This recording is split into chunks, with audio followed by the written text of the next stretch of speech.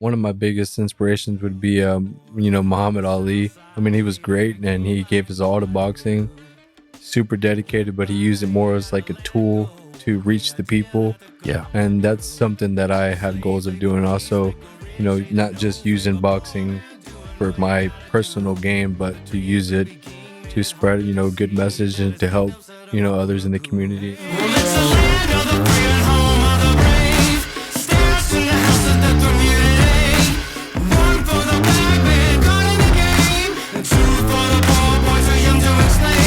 On the TCast, we're learning how to expect the unexpected, and this guest is absolutely no exception. He likes spending his downtime with his daughter and fiance. If he goes out with friends at all, it's a couple dudes that he's known for his entire life. He spends time going on long 10, 12, 15-mile runs. No music in his ears, just the pitter-patter of the trail that he's running. But this guy is a killer. In 2 weeks, he's fighting for a world title. Please help me welcome to the TCast the kid, Mr. Edward Vazquez. Usually a jab is just something that you're originally taught to just set something up. Yep. But I realized, you could also be knocked out from exactly. It's also, it could be a power punch if you use it right. Oh my gosh. If you're really not ready and somebody's really leveraged, then, but that's how the setup works. When you get it hit, you're actually like, it's not just coming at you. But so I had a great appreciation for that once I started doing more strict boxing and not, involving so many other things. But I really got to apply all of that stuff in police work too. So I think it's great. That's cool that you mentioned Paulie Yala. Paulie Yala was actually at my gym this morning. I was sparring. Oh, yeah? I was sparring one of his fighters, one of his younger fighters. He's just helping me get ready for my fight. Fantastic. Yeah, so how many guys do you have to go through to do that? Are you going through just practice rounds? Are you going 80%? How do you work with other boxers? So like when we're in Vegas these past couple of weeks, those are more of like the harder rounds. So like I'd say that's more like 80, 90% of, like full on sparring. Okay. But when we come back to the city, we kind of use guys that like, they're good fighters, but we kind of use them to kind of give us a certain look.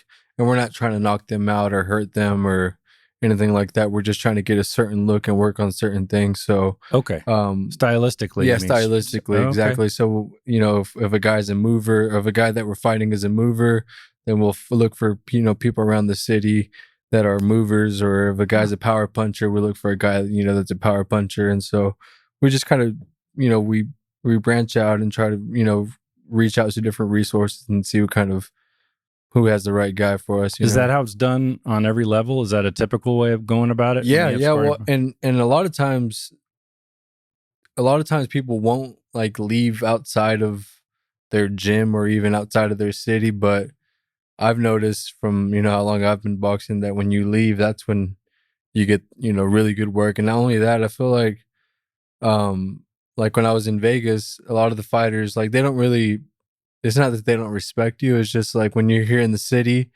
sometimes people know who you are. Right. And they kind of come into the sparring kind of like holding back, or like, I don't know, they kind of just respect you. They don't want to get hit by a certain shot or something. And when I was in Vegas, it's more like they don't care, Nobody cares who you are. Exactly. So it's always good to get out and, and find those kind of guys, because that's, at the end of the day, when I go fight for this world title, that's what it's going to be like. The guy's not going to care about me. Right. You're picking from everybody in the world. Exactly. How are you going to get that good by working with everybody in Fort Worth? That makes no sense. Right. Yeah. And it's kind of hard to find, good sparring partners that will be there every single, we spar 3 times a week, that'll be there consecutively, Tuesday, Thursday, and Saturday. A lot of times we just have to use our own teammates, which is good too, but I like to, like I said, branch out and get different looks. Yeah. So it's definitely a task, for my managers and for my trainer to always be on the search for different sparring. And you say you've been doing this for a long time, but you're a young cat. Yeah. 21 years, as young as you are. Yeah. I'm 28, so I've been fighting since I was 7 years old. Oh my gosh. Yeah. So man. How does that start? Where did you grow up here? Yeah, I grew up in south side of Fort Worth. And being from Hispanic heritage, it's kind of just something that you just you just do, and some of my earliest memories are sitting around with my family watching like Oscar De La Hoya fight or like Fernando Vargas, Trinidad, some really, the really good Yeah. fighters from the late 90s and early 2000s. Those are some of my earliest memories, when we'd all get together. And I had a few cousins that were fighters also. And so it was kind of like, wouldn't say it's like a family. I mean, it is a family thing because we were all kind of involved in it. And that's when we got together. But you're fans, moreover, in the Exactly. beginning, right? Exactly. So we're more so fans than anything. And, I just I have three brothers. They played baseball, and I played baseball too for like 3 years. Okay. And I just like we would always box. We'd always put on the gloves, and I fight with my brothers. And I just always told my dad, "Hey, for my 7th birthday, can I join a boxing gym?" And I had probably been training since I was like 5 years old. My dad always took me running with him. We'd run. He let me run for 30 minutes, and then he'd run the rest of the time. But it just always was a goal of mine. And then 7 years old is when he took me to sign up at a boxing gym, and here we are now. So did you box on the same side of town? Did you go over the north side or stay on the south? Yeah, I was in the south side off of Hemp Hill. It was called Round One Boxing Club. Okay. Off of Hemp Hill and McCart. And so were there plenty other kids your age that you could work with? Yeah. There was actually, around that time, I'd say that was probably like 2002, 2003. Boxing was like really like there was a lot of people in the gym all the time and from all different walks of life. And so yeah, also some of my earliest memories are just I remember coming home from school and every day I'd do my homework, clean my room, and then I'd run to the gym. And my dad would follow me in the car or he would run behind me. Oh, you run to the gym. Yeah, run. Yes. Yeah, I'd run to the gym, and that was kind of just part of my training. And I did that for many, many years. So that's why when people now they see me running, I run, 8 to 10 miles every single day, and people are like, "Dude, you're crazy!" And I'm like, "I've been doing this. I've been running like this since I was a little kid." But yeah, man, there was always a lot of kids in the gym. So, and this I'll probably end up bouncing back and forth. So forgive me, but when you talk about road work, that sounds like old school road work. Oh yeah. Because, I mean, the old school guys would go and run 10, 12 miles, and some of the newer school guys are doing more of the hit type training. Yeah. They're sprinting. And do you incorporate any of that? I always say, like, don't try to reinvent the wheel. And so I just keep it, the old school. And to me, it's not rocket science. Like, I feel like the strength and conditioning part of boxing is almost like the last thing that you should be worried about. Like what you should be worried about is getting the right amount of reps in the gym. Okay. And doing the, correcting your form and coming up with the right game plan. So I try not to do too much like high intensity, training like that. I just do, I'll hit, like I said, 8 to 10 miles a day. I'll do my abs, I'll jump rope. And then I'm doing, 25 rounds on the bag at the gym and doing some mitt work and some sparring, but I just try to keep it strictly boxing, and then when I get out, I keep it simple. Okay, and that's I think the amount of work that goes into that at the level that you're at is underappreciated because you make it sound like that's no big deal. Do you run in one session, 2 sessions? How do you do that? I run one session, so I do my boxing in the morning, and then I do my running in the evening, and then I finish off the day also with a little bit of boxing. It's not like we're not working on so much like hitting mitts or anything in the evening. It's more so just kind of, I call it like a shakeout, after the run, we kind of just shake out on the bag or shadow boxing or something like that. Okay. And kind of going over what I learned throughout the day. Fantastic. So the level of discipline is pretty unique there. Do you find that other people that you've worked or come up watching, do you think one of the things that distinguishes you is that work ethic, or do you think there's something to having a certain degree of natural talent combined with an amazing work ethic? I always like say that I honestly I'm not sure if I was born to be a boxer. I'm not the most skilled fighter, but yeah, it's all about the discipline and the grind every single day, and that's what set me apart from most fighters for my entire life. I've come up with a lot of guys who are way talented, way better than me, And I've seen a lot of guys, along the way that, they were way more talented than me and had, better amateur backgrounds than me, but they start to taper off at a certain point just because they lack the discipline. Yeah. And especially at an early age, right? I mean, it's like a lot of different sports. You get these kids that are great at football or baseball or whatever, but when they're in 9th grade, if they're not particularly interested anymore, they see chicks or whatever. Yeah, exactly. And then especially when you turn pro, it's like a lot of times in boxing, people get the misconception that when you first turn pro that you're making a lot of money. And that's not true. You're not making a lot of money in the very beginning of boxing. So a lot of times when people turn pro, you have to work a 9 to 5 and still train. Oof. Or you have to give up the 9 to 5 and put all your eggs in one basket and, and how do you do that? Sponsorships or how might somebody pull that off? Sponsorships or just, I always say being ready and and training every single day. And when that call comes in for a fight, you take that fight and then you save that money or reinvest it into whatever your training regimen is and then continue to do that. But you can't do that if you're not in the gym all the time and ready to go and answer the phone and, ready to take the fight. So that's the issue that I see all the time is there's guys that are really, really good, but I mean, boxing is a sport for the poor, and so it's a poor man's sport. And so they come in and they really don't have any financials behind them. So they have to go work a 9 to 5. And before you know it, they're coming into the gym just 3 times a week. It's a catch-22 because they got to feed themselves and their family or whatever. Yeah. So, I mean, it's not their fault, but I mean, you have control of that. At the end of the day, it's are you going to make an excuse or are you going to make it happen, And so there's a lot of hustle to it, not necessarily in the physical aspect, but you got to be a hustler. Yep. Right? Because you're, man. Yeah. And, that changed, I think, for me, like probably about 19 years old, 1 year out of high school. I told myself, you know what, like something here's got to give. Like I had 90 amateur fights and I was just looking, to go pro, but I didn't have anything either. And I was like, I'm going to train 365 days, like literally every single day. And I'm going to document it and post it on social media. And I'm going to show people what I'm doing. I'm going to travel, just with whatever I have and see if I can make it happen. And after 365 days, man, it just started happening. I got signed to Roy Jones Jr. promotion and it just started happening one fight after the next. And then before you know it, I was fighting at, I think on my 6th or 7th fight was an ESPN fight. And then after that, it was, I fought for my first title on the undercard of Mike Tyson versus Roy Jones. And so it was like, it just started happening really fast for me. And the only catalyst to that was, just putting in the work every single day. That was literally and I had to make a sacrifice. I was going to California.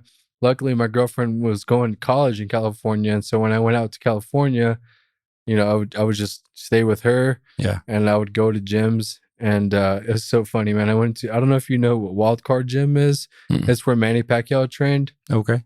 So that's like what it's mostly known for. A lot of like world-class fighters train there. And so I walk in, I'm like, hey, I'm looking for some sparring. And they're like, are you looking to like learn how to fight or like what? I was like, no, like I'm a fighter. I've been fighting my whole life. I'm just looking for an opportunity. Yeah. And they're like, oh yeah, we'll pay you to spar here. And I was like, oh, well, you guys will pay me to spar here? Cool. And so they paid me, 3 times a week to spar. And then they referred me other places and all this stuff I was putting on social media. And then I got another opportunity to go to Philadelphia to spar out there and have training camp out there for a little while. And like I said, all this I didn't have anything at the time. So you're creating your opportunities, but you're also prepared when you get them. Yeah, which is absolutely. A giant yeah, man. And caveat. For me, I was just going all in. I just, I told my family, hey, like, it's kind of risky, but I'm just going to go all in. And I was sparring with world champions and, up and coming fighters. And I was getting my ass whooped. I didn't care. Well, any good fighter has gotten their ass whooped, right? Yeah, absolutely. I say that to a lot of people, but obviously you have so much more experience than anyone like myself, but it only makes sense that you're going to learn how to overcome things that you don't know by losing, and that Yep. makes you learn, right? Absolutely. Even the greatest fighters have all lost something, right? Absolutely, man. And that's, I mean, in order to know what the next level is like, you have to get your ass whooped versus these top guys, and then realize, hey, like something needs to change, or Right. you need to dedicate yourself a little bit more. And that's definitely what it did for me. So, as much as you did, you putting yourself out there is a pretty smart thing. Plus the hustle, and then you got that opportunity to actually earn some money to kind of keep you afloat again.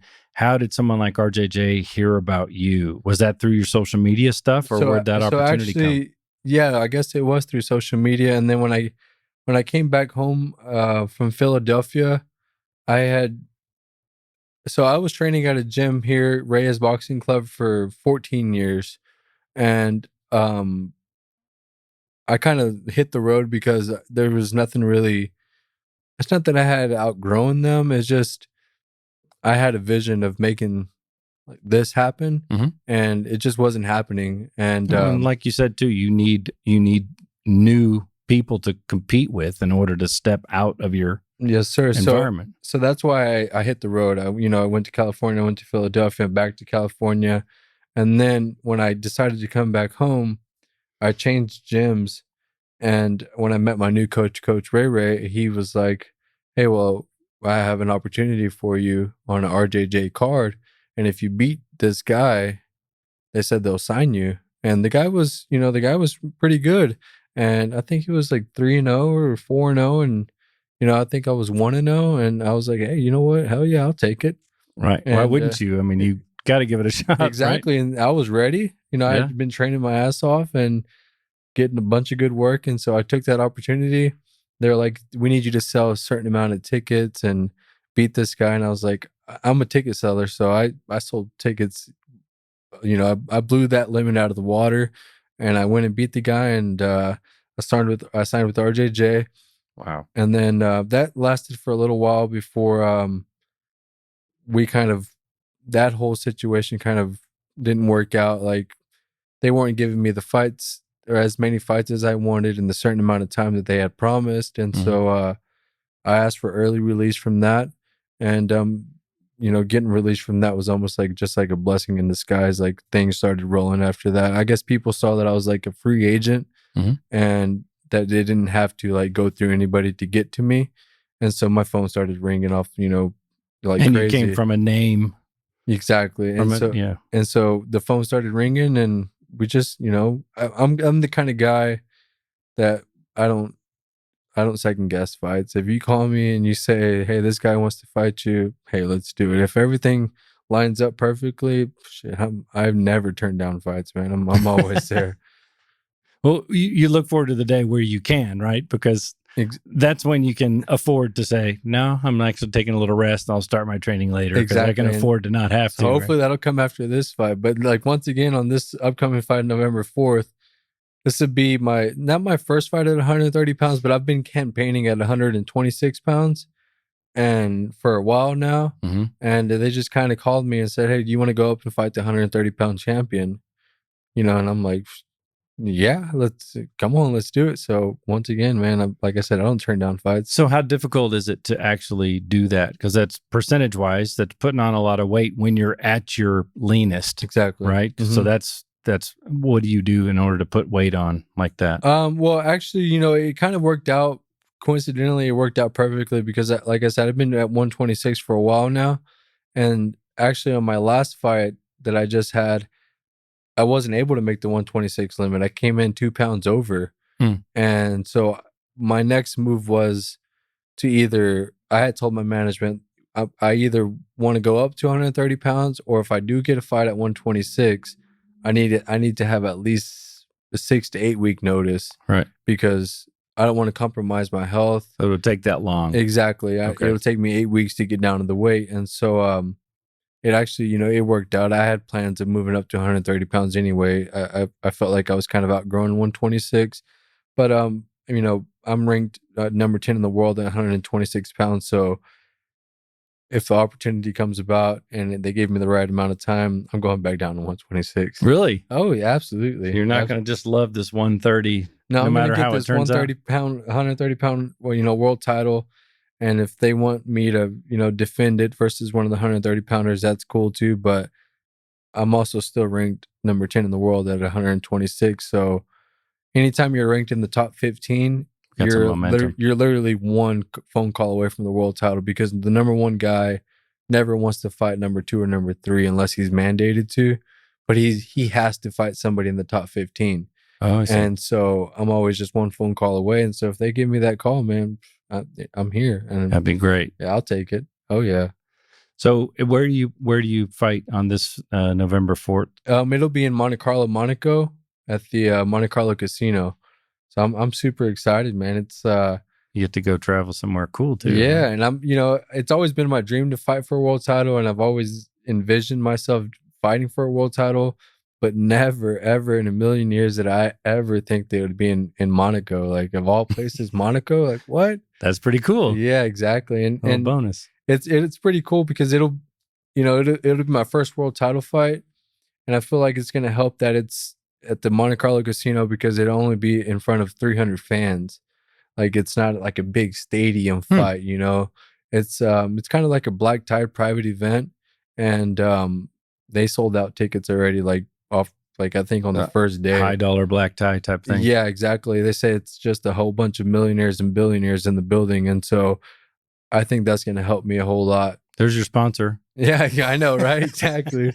Yeah, so I'm excited about it, man. I get to take my family with me, and cool. my mom and my dad have, of course, none of us have ever been to that side of the world, and so it's, like I said, it's just it's almost like a dream come true, but more than that, because I never dreamed of fighting out there.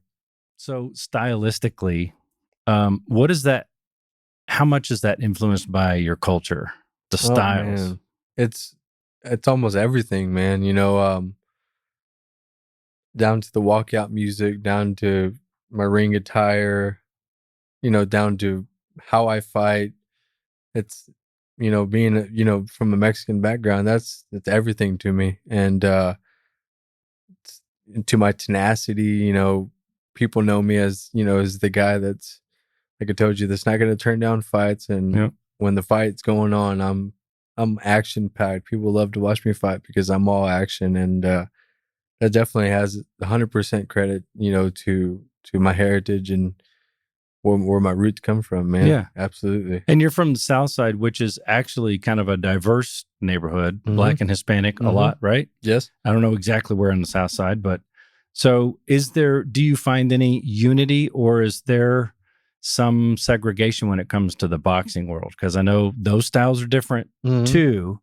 But I guess what I'm getting at is we try to find things here that are kind of unifying. And I think boxing is a sport that unifies for sure, but it depends on the circumstance. Yeah, because if you've got two guys in the same neighborhood and you have guys from different cultures, you can almost pay me $1 million and I'll pick out who's voting for who. Yeah, you know what I mean? Yeah, absolutely. But at the same time, if you have you from the South Side, then everyone on the South Side would watch you and be a fan of you if you play the West Side, whatever. You know what I mean? Absolutely. So do you have any experiences where you've kind of found that it is unifying, not necessarily just the Hispanic community, but you've been able to bring other people? Oh, absolutely. Like when I had my first main event here, and it was in Dallas. It was, I think, in 2021. Oh man, I brought everyone together. I even had a rapper, walk me out to my fight. So it's, I guess when it comes down to boxing, it's like, if you've ever been to a boxing gym, man, it's almost like race and culture or profession doesn't even exist. Everyone's like, it's like brotherhood. So yeah, man, I definitely could see how it brings all classes and all colors of people together. Absolutely. I think it's beautiful. And you even mentioned it before that it's kind of a poor man's sport, and that seems a shame, but I guess it could apply to any sport where somebody's an amateur and really struggling to get somewhere. I mean, because nobody gets paid till you get to the th level anyway, right? But I just found that fascinating because, I've been fans of all kinds of fighters throughout my lifetime also. And as divisive as race can always be, boxing to me has always seemed like a unifying thing more so. So I was just Yeah. wanted to ask you if that was your same Yeah, I experience. mean, a prime example is me going to fight in front of millionaires and billionaires Right. in Monaco. Like, what? Like, that's Yeah. the ultimate, signifier of unification. Like, of Yeah. course, they're not there to root me on. I don't even think they're there to root that guy on. I think they just want to see us literally, batter each other. They're just there for the violence, which is cool with me. Yeah. I'm all about that. Yeah, there could be something a little twisted about it, but it's not really. I mean, it's a legit fight too. Yeah, It's not yeah, like absolutely. they're really paying for blood. This is the legitimate fight. So Yeah. a title fight, for heaven's sake. Who is one of your bigger inspirations, whether it be in life or boxing, either one? I mean, definitely it would be I guess in life would be my father. Um, he's my biggest inspiration. Dude, he works so hard and never has any excuse. And I guess that's where I get that from. I don't use any Work ethic. excuses. Yeah, I'm just, pure work ethic. But in boxing, one of my biggest inspirations would be, Muhammad Ali. Hmm. He used boxing more as I mean, he was great and he gave his all to boxing, super dedicated, but he used it more as like a tool to reach the people. Yeah. And that's something that I have goals of doing also, not just using boxing for my personal gain, but to use it to spread, good message and to help, others in the community. And Well, that's beautiful. What would you like to do? How would you leverage it? Even if you don't have a plan, what types of causes do you want to support? Well, coming from where I come from, the south side of Fort Worth, I feel like there's just not a lot of outlet for young kids. Mm-hmm.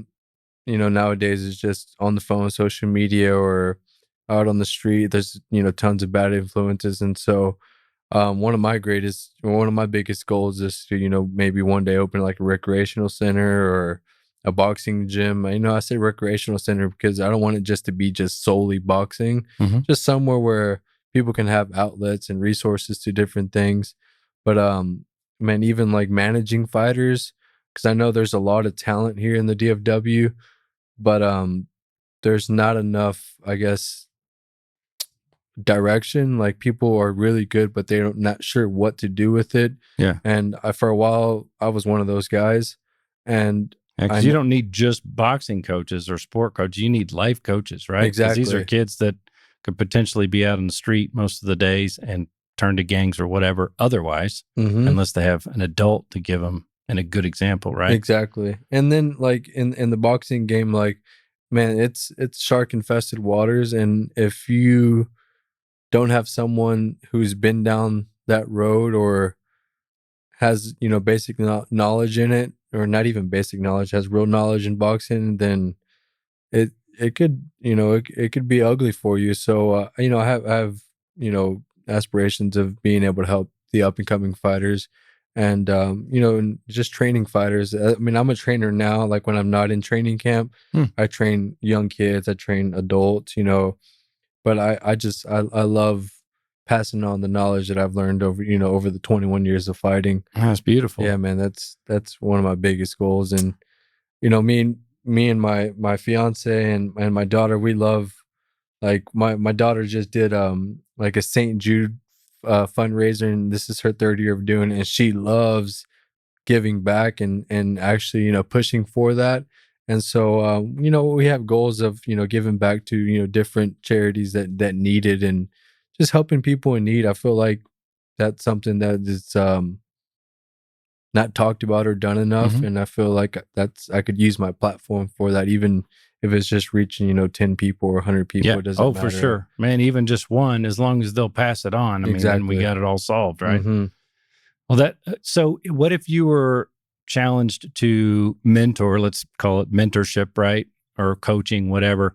The vast majority of people that you're going to coach have a potential to fall off, but fewer chance to actually make it Mhm. in boxing. How would you teach someone to take boxing and apply it elsewhere? Where else could you apply? In other words, the skills that you learn in boxing, where else in life would you be able to apply those things? It would be, the tenacity, like, and the discipline of, you could take, what you do in, or I guess not what you do, like literally like hitting the bag and stuff, but what you do in boxing, like the dedication it takes, and apply that to any job or any craft or whatever it is that you're after, if if you're able to show up to the gym every day and you're willing to put in the work and go through the pain and sacrifices, you can do that, like I said, in any other job. And so I think, if you're able to take those lessons and apply it to anywhere else, Yeah. you see the same kind of benefits. So a lot of it's the discipline, you think, Oh, like it would be in a absolutely. lot of sports. Although I dare say boxing takes a little bit more discipline than a lot of the other sports. And I don't mean that as a knock on any of their sports. I just think people underappreciate how much work it takes to get to a certain level Yeah, in most absolutely. professional sports anyway, especially boxing. Mhm. But I think that's great because again, I think the discipline is pretty extraordinary. Yeah.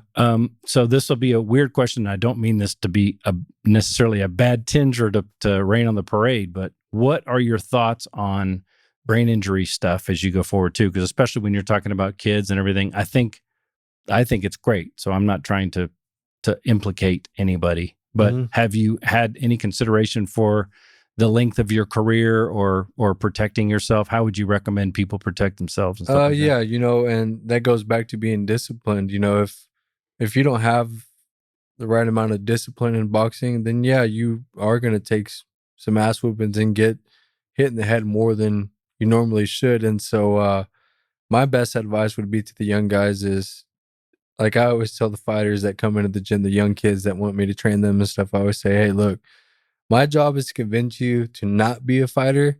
Your job is to convince me to be a fighter.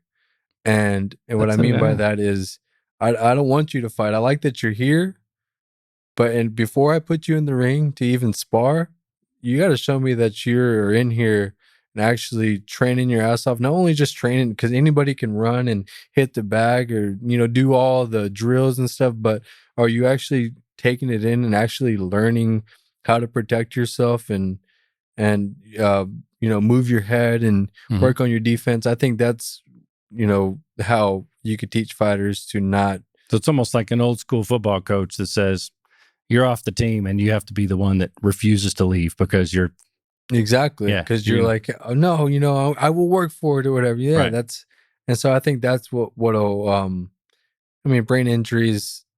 I feel like it's not just a part of boxing; it's part of plenty of other sports. But Sure. I do see how it is a danger. But hey, man, if you're going to be a part of boxing, that's just that's It's a just part of a that's risk. that's a gamble you take, man. Well, and I think it really, especially the things that you aspire to do in terms of mentoring and coaching, which I really admire you for. I think there's versus jail or death. I think it's a great option, especially if they will learn some kind of discipline and carry that into life. I think you could really turn them into successful people. That's awesome. What is the greatest lesson that you took from your childhood? Now, I know most of your childhood is Southside and boxing Mhm. or whatever. Was there a particular lesson that you took from having all that discipline at such a young age? Yeah, absolutely. I think one of the greatest lessons I took from where I grew up is seeing how, well, first off, my dad having us, not just me, but my brothers having us in sports and dedicated and going to practice every day and studying our sports and things like that. Mm-hmm. I feel like that the biggest lesson out of that is just, hey, if you're after something, it's going to lead to, whether it be, being a famous fighter or whatever, it's going to lead to something good. It's better than just being out in the street, because of where I come from. I also saw a lot of people fall victim to the streets, either prison or they're dead, so I saw a lot of that growing up also. And even till this day, childhood friends, I see that they're, they had potential, Mm-hmm. but they fell victim to the streets, and now you start to see them just fall off one by one. And Yeah. it's a sad thing to see. So I guess, yeah, one of my biggest lessons that I learned from my childhood is, no matter what you're going after, just have a direction, and direction is more important than speed, because a lot of times people want to move fast somewhere, but they're not really sure where they're going. Yeah. And so my dad always made sure to, to keep us on track and just And there's no shortcuts. Exactly. There's a lot of work to get somewhere. Mhm. Having patience is important. Do you think your father and having your father in the position that he was in was a key to keeping you from getting into the streets? Was it, I Oh, mean, was absolutely. it super easy to decide if you wanted to go get out in the streets and I mean, be a hood rat? it wasn't easy. I think my dad definitely, Influenced? he takes all the credit for that, man, because he he wasn't like crazy strict on us, but he always made sure to let us know that, like, hey, like, if you don't do this, like, this is what could happen, or just look over there, like, that could happen, and so he always gave us good examples, and always definitely gave us good advice, and yeah, he takes all the credit for that, man. Absolutely. So one of the things that I usually ask most of the people is, so you mentioned that you had a rapper that walked you Hmm. into the ring. So what kind of music do you listen to? And do you listen to music one way and train with a different kind of music, or do you listen to training music all the time? I listen to. I'm not very much of a music guy. I had that rapper walk me out because it was just like fitting. It was just Mm-hmm. fitting for the moment, and I It's happened to have. attitude. Yeah, and I happened to have friends that had different connections, and so I was like, you know what, let's. He was well known around here, and so I was like, yeah, let's That's bring this cool. guy out. But I listen to a wide variety of music, man. I'm not really much of a music guy either. I would listen. I mean, when I'm in the gym, if it was up to me, it would be dead silent. Really? Yeah, Okay. just dead silent. The sounds of bags, and us That's just cool. conversating. But it was I don't really have a music So is there usually choice. music going on in the gym when Yeah, you're and it's usually training? Mexican music, I guess. Well, like And Tejano yeah, or yeah, okay. Tejano or something like that, and that's kind of what I walk out to.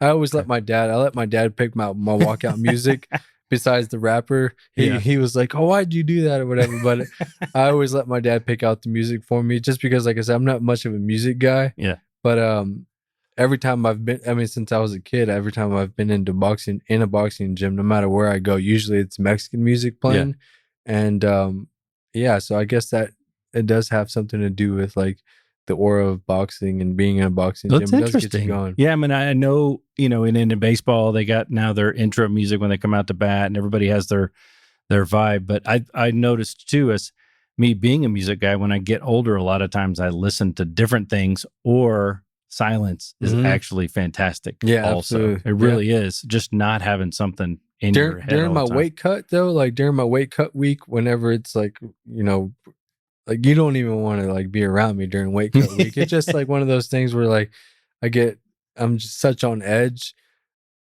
I listen to like reggae and something that just kind of like mellows me out and just Okay. kind of just relax, and it's not so hype. So I guess that would be like one of my go-tos would be reggae whenever the time is Interesting. right that I need to chill out and zone in. Interesting. That's definitely one of my go-tos. I'm not much of like a hype kind of guy. Hmm. I like to keep it Well, cool. I So was in gym. I just assume, most people listen to jams that just get them all fired up or whatever. yeah, But I yeah, can no. I can appreciate silence too, I because think, you yeah, really and got to I think in focus. in boxing, it's you don't want to get like going. You kind of want to chill out a little bit Yeah. before you start fighting or sparring or whatever it is.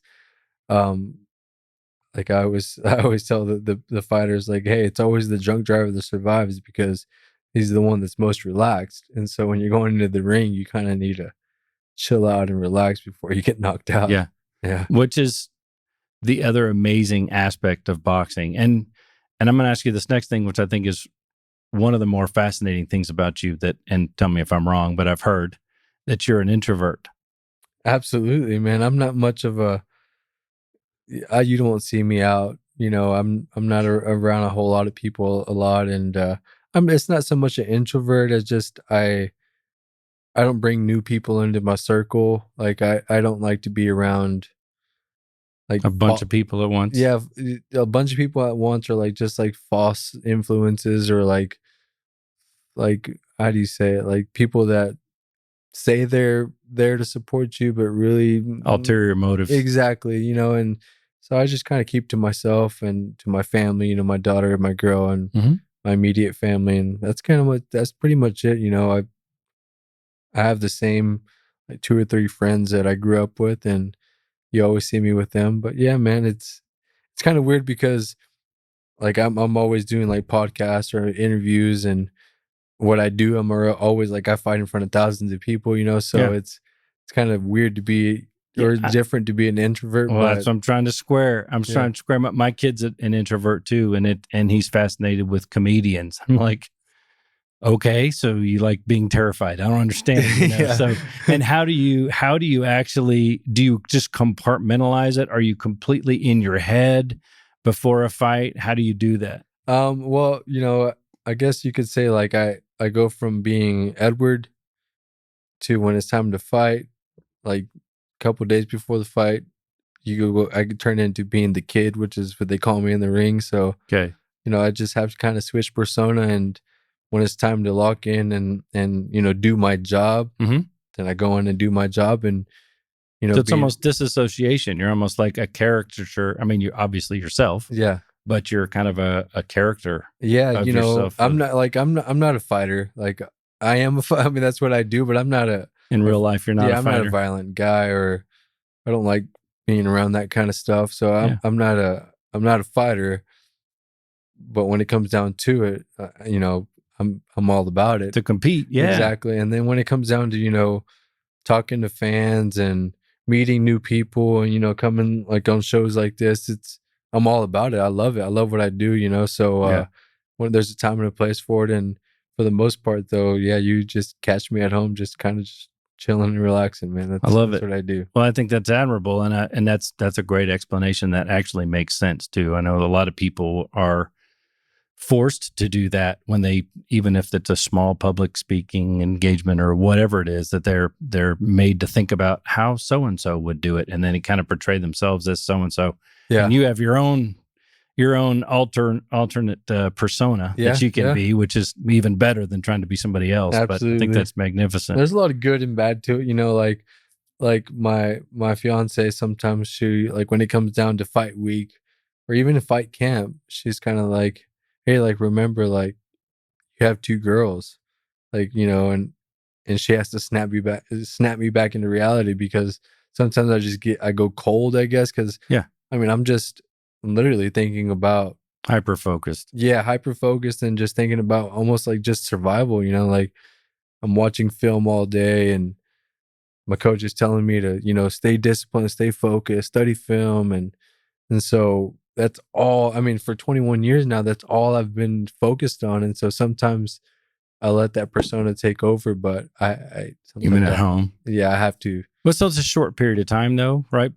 Just before a fight, or is it Just before a fight. Yeah. Okay. Typically it's just before a fight. And we go into camp sometimes for like training camp for like 8 weeks at a time. And so those couple, or those 2 months can be tough on my family and Yeah. the people around me, because I'm not who I normally am. I'm just kind of just Understood. I mean, I think that's reasonable, and everybody should know that about you. Like, absolutely. They should know that about most people. I have friends that are like that too. It's like, oh, I can tell by the way you said hello. I'm not going to ask you this complicated question around. I'll talk to you about it later. Yeah. So this might not even apply, but do you have a life outside of boxing? Obviously, you say you have a daughter and a fiance, so you spend a lot of time with them. Do you have any other hobbies or anything that you're interested in beyond boxing when you're not prepping for a fight? Yeah, I mean, not so much. I'm a long distance runner, and so whenever I'm not in training camp, I'm still training. But I run for my free time for fun. That's what I do. I'll find a trail and I'll run, Let's go 10, 20 miles if I can, and again, no music, so it's just quiet there too. No music, man. That's serene. Usually I'll take a buddy with me, and my buddy that I've had since pre-K, and he picked up running with me also, and we'll go find somewhere. We try to find new trails all the time and find a trail, and we just hit it. And that's kind of what I do for fun, man. I mean, honestly, I guess I'm a boring guy. That's not boring. That's very cool. But other than that, anything that that my daughter is interested in doing and that my fiance is interested in doing, we like to travel. Anytime we're not in training camp, we try to go on a vacation somewhere. Like Monte Carlo, something like that. Yeah, right? Cool, right? Yeah. Actually, after this fight, for my birthday, she bought us a trip to Switzerland. So, Oh, wow. yeah, so we're going to go out to Switzerland for a little bit. Wow, and cool. Kind of, I'm super excited about that. But yeah, that's pretty much it, man. Other than boxing, I'm just really just like a family guy. And yeah, that's pretty much it. Well, man. it's admirable. And you're an old soul, but a young cat. Obviously, if you were an old guy like me, you wouldn't be able to box anymore. But I'm proud to know you, and I appreciate you spending time, man. And I wish you all the luck, but man, you don't need luck, right? Yeah, that's right, man. I appreciate that. Regardless of what happens, man, I look forward to following you along the path. So much, and if man. you ever need anything from me, man, holler. I really appreciate it, man. All right, brother. Thank you, man. Good to meet you. What's it take? What you gonna do? What you gonna do? Success around the sandbox with second grade rules. A confident fake to make you do what they want when they won't pay the fool. A diplomatic face is the one to see you through. Don't let those bigots take you off your game, but just to let them loose. Just sit here in the front seat, baby, ain't that sweet? Take a little honey from the money bee.